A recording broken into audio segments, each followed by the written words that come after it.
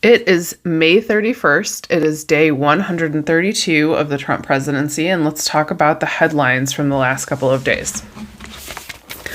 So we just got word from the UN, a UN watchdog, that Iran has a much larger store of weapons-grade uranium than previously believed.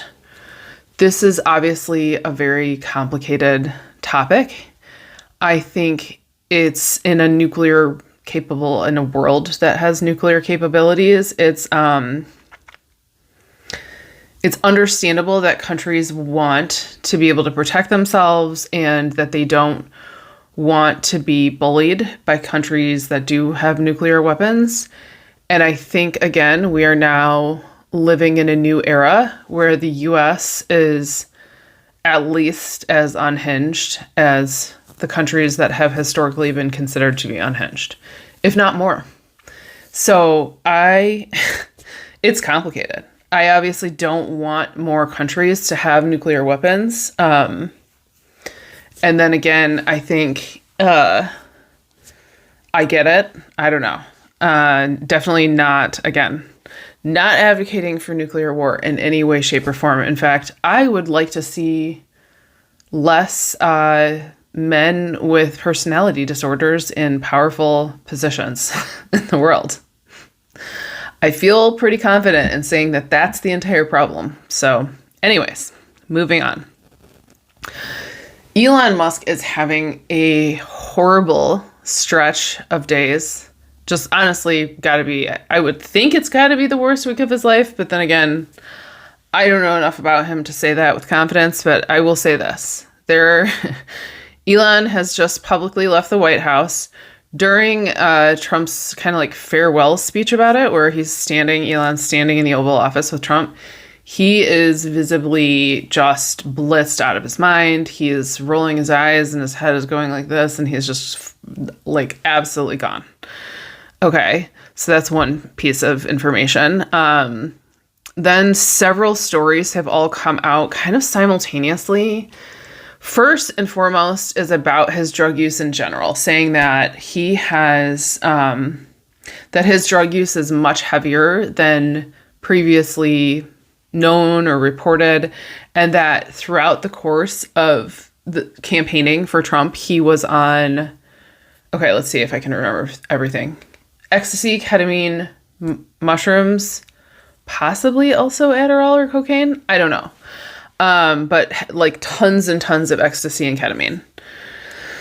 Yikes. So I have a lot of thoughts about that. As someone who has 15 years sober, I think my concern, is that he doesn't understand what he's doing. I'm absolutely not, in any way saying that he is not responsible for the things he's doing. That's not what I'm saying.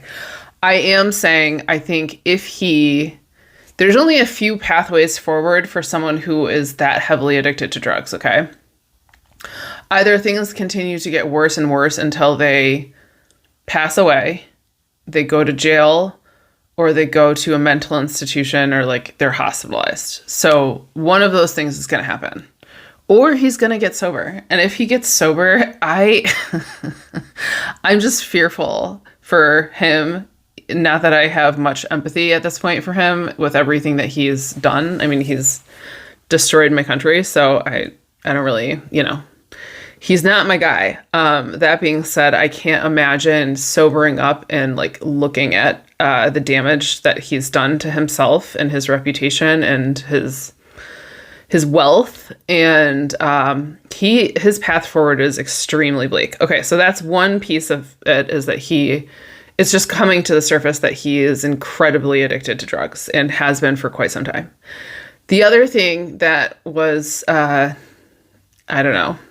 disclosed this week is that he's kind of in a throuple with Stephen Miller and his wife. I'm sorry to do this to you, but it's relevant because it's happening at the White House. So, okay, Stephen Miller's wife is leaving the White House to follow Musk and go continue working for him. There are rumors that Stephen Miller and his wife were planning to use his wife to like blackmail Elon Musk, but now it kind of seems like she might be more interested in Elon than she is in Stephen. There's a bunch of rumors, and I'm not on X, so you guys will have to go verify this yourselves. But there's rumors that Stephen Miller is all over X tweeting angrily at Elon about this situation. You guys can go verify that for me. All right, the last piece, which is, I don't know which piece of this seems the most unhinged to you, because they're all bad. So Elon also, throughout his goodbye tour in the White House, has a black eye, okay? So they're asking him, like, how did you get this black eye? And he's telling them that he was roughhousing with his kid. I can't remember what his kid's name is. Bleep bloop or whatever, you know? The little kid that's always around telling Trump to go fuck himself. That kid. However, it came out and has now apparently been confirmed by the White House that actually what actually happened is Elon Musk got in a fist fight with Scott Bessent, the Treasury Secretary. And it looks like Scott Bessent won. So anyways, that's what's going on at the White House right now. Dear Lord. Okay. Next story. I don't know how to transition from that. There is a Republican senator named, what is her name? Joni Ernst from Iowa, who held some kind of like town hall situation this week. And her constituents were telling her like, yo, we're going to die if you guys pass this budget and all these cuts come through to Medicaid and Medicare, we're going to die. And she goes, I'm sorry, it's not funny. She goes, we're all going to die, and just like shrugs. Okay, lady. I mean, it's just, I am so, I have no words. That's been going like majorly viral because it's so cruel and I don't even know, like rude is not the word because it's just unbelievable. Like it's stuff that only sociopaths say, which isn't surprising because I think these people are sociopaths. So, whoops, shouldn't have elected them. Speaking of sociopaths, so Trump keeps pardoning drug kingpins. I don't know. He's going on this crazy pardoning tour in general, and a lot of people are suggesting. I don't know. People are suggesting that there's a lot of bribery going on in the background. Yeah, probably. All right. So long story short, he's pardoning a bunch of like gang members. Some of them are violent. A lot of them, they're huge drug dealers. He pardoned one notorious drug kingpin named Larry Hoover. I think he's from Chicago. He was involved in some sort of gang in Chicago that he was serving multiple life sentences for his involvement in drugs and gangs and Lord knows what else. Anyways, he's 74 years old. Trump pardoned him. I don't know. Just saying, like, out of one side of his mouth, he talks about how he wants to rid the country of criminals and violent gang members, and then he's just letting them out back into the streets. So I don't know what to tell you. Just, I don't know. I'm gonna have some passion fruit sherbet after this from Trader Joe's. That's what I'm thinking about, I'll be honest. Anyways. Okay, so Trump is now planning to double the tariffs on imported steel to 50%. That's gonna, like, fuck this country so hard. Like, it's not good. It's really bad. And also, I guess the EU is crashing out about this as well. Okay, well, that's all I have to say about that.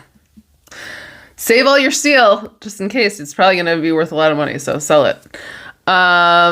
Actually, I'm going to take my own advice. I'm going to check the garage for steel. Okay, the U.S. has proposed a 60-day ceasefire in Gaza. And understandably, okay, so Israel agreed to that, and I don't know what all the details and stipulations are to that, other than I know that they're demanding the release of more of the hostages, which is understandable. Okay, Hamas came back and is asking for complete removal of Israeli troops from Gaza and the surrounding areas, and for a permanent ceasefire, like for the war to be over. I mean, they don't have any more, they can't keep going. So, and there's nothing left there. I can't even, I can hardly stomach the stories coming out of that area right now. They're so bleak and just horrendous. We're not gonna like recover from this in this lifetime as a world, honestly. I don't foresee that happening. Anyway, I don't think that Israel's going to agree, because Israel, you know what Israel wants to do, and they're not gonna stop. They're just not. And I don't know what that means for the world, but it's nothing good. Pete Hegseth is sticking his huge alcoholic mouth into relations between China and Taiwan, and honestly, it kind of seems like he's trying to like stir up trash. And that's what China said too, but he is warning Taiwan that China is an imminent threat to them. Like, dude, I'm sure that they know what their own situation is, to be honest with you. And I feel like he is the least qualified human on earth to be talking about anything at all, honestly.